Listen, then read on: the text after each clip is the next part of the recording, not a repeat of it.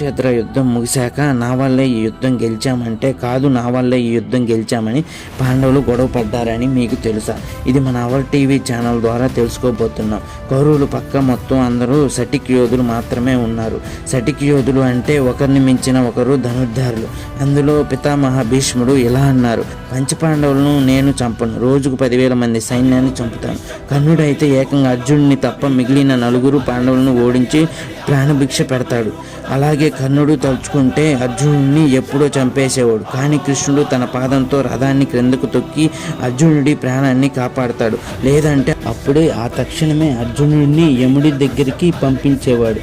ఇంతమందిని దాటుకొని ఈ యుద్ధాన్ని నేనే గెలిపించా అని పాండవుల అందరికీ గర్వం పెరిగిపోయింది. ఆ అహంకారంతో వాదించుకుంటూ ఉంటారు. అందరూ సరే, ఎవరు గొప్పవారో ఆ బార్బికుడిని అడిగి తెలుసుకుందాం పదండి అని వెళ్తారు. బార్బికుడిని అడగగానే నవ్వుతూ, అసలు మీరు అందరూ ఎవరు స్వామి? ఈ యుద్ధంలో ఉన్నారా? నాకు అయితే ఒక్కరే కనపడ్డారు, ఆయనే శ్రీకృష్ణుడు.